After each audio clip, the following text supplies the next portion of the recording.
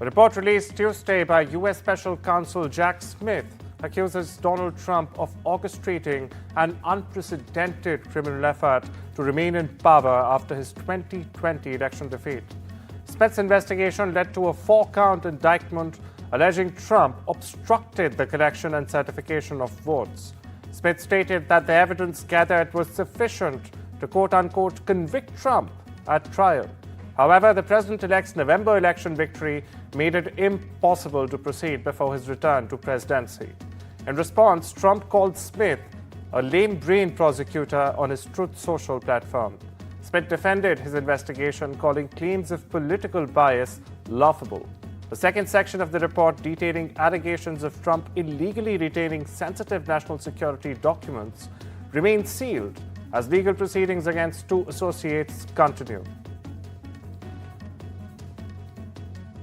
U.S. President-elect Donald Trump's Republican allies in the U.S. House of Representatives are rallying support for a bill to authorize talks on purchasing Greenland. The proposed legislation, titled Make Greenland Great Again Act, is being spearheaded by Republican lawmakers Andy Ogles and Harshbarger.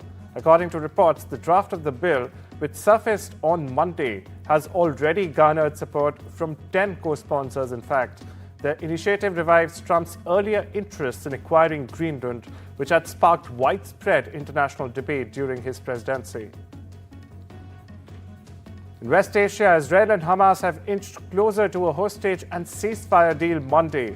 Mediators are reportedly awaiting a response from both sides to the final draft of an agreement that would see Hamas release 33 hostages after talks in Qatar resulted in what an Israeli official described as a breakthrough.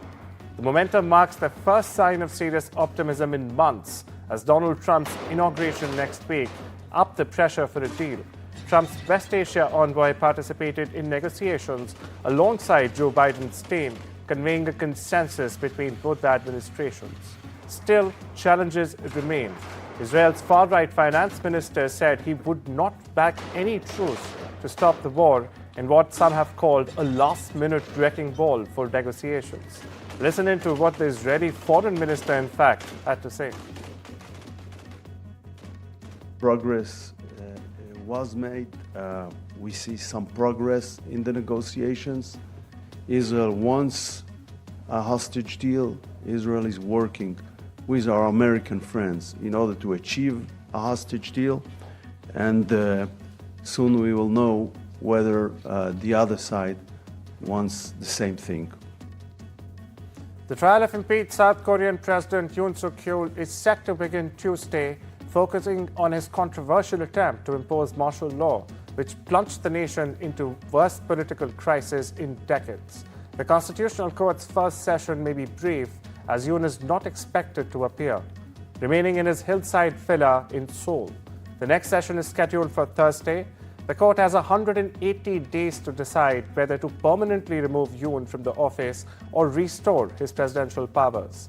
Meanwhile, the embattled president faces a separate criminal investigation for alleged insurrection, with authorities seeking to arrest him after he failed to comply with a summons for questioning. According to a Bloomberg report, members of President-elect Donald Trump's incoming economic team are discussing slowly ramping up tariffs month by month. Now, a gradual approach aimed at boosting negotiating leverage while helping avoid a spike in inflation. One idea involves a schedule of gradual tariffs increasing by about 2% to 5% a month and would rely on executive authorities under the International Emergency Economic Powers Act.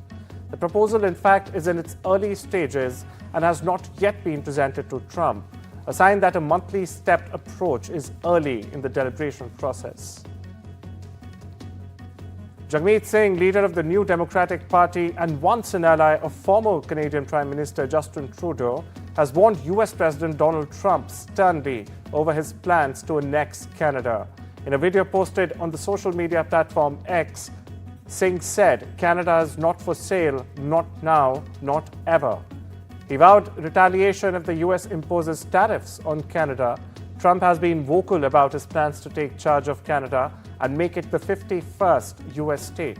Listen into what Jagmeet Singh had to say. I have a message for Donald Trump.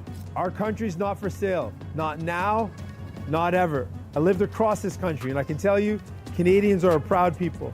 We're proud of our country, and we're ready to fight like hell to defend it. Right now, with the forest fires ravaging homes, Canadian firefighters showed up. That's who we are. We show up and support our neighbors. But if Donald Trump thinks, if you think you can pick a fight with us, there'll be a price to pay. I've committed that if Donald Trump imposes tariffs on us, we should respond with retaliatory tariffs in kind. I think that anyone running as Prime Minister should do the same. Since Trudeau's resignation on Monday, Tesla CEO Elon Musk has posted repeatedly about Canadian politics on X, the platform formerly known as Twitter, since till the time he bought it in 2022 for $44 billion. It has also given Musk an opportunity to inject himself into yet another country's political turmoil. Musk has praised clips of Pierre Poilievre, the leader of Canada's Conservative Party, while relishing in Trudeau's downfall and engaging with right-wing Canadian influencers as well. Lebanese President Joseph Aoun has summoned Nawaf Salam. Now he's the head of the International Court of Justice to designate him as the country's next Prime Minister. Salam secured the support of 84 out of 128 lawmakers, marking a significant political shift. This development is seen as a major blow to the Hezbollah, which has accused its opponents of attempting to sideline the group. Salam's nomination reflects changing dynamics among Lebanon's sectarian factions, following Hezbollah's setbacks in its war with Israel last year and the subsequent fall of its ally, Syrian President Bashar al-Assad. The presidency confirmed that Salam, who is currently abroad, will return on Tuesday to take on the task of forming a government. Millions of Hindu devotees, mystics and holy men and women around from all across India have flocked to the northern city of Prayagraj in Uttar Pradesh for the Mahakumbh festival. It is indeed the world's largest religious gathering. Over about the next 6 weeks, Hindu pilgrims will gather at the confluence of three sacred rivers, the Ganges, the Yamuna and the Saraswati, where they will take part in elaborate rituals, hoping to begin a journey to achieve Hindu philosophy's ultimate goal, the release from the cycle of rebirth. At least 400 million people, more than the population of the US, are expected in Prayagraj over the next 45 days.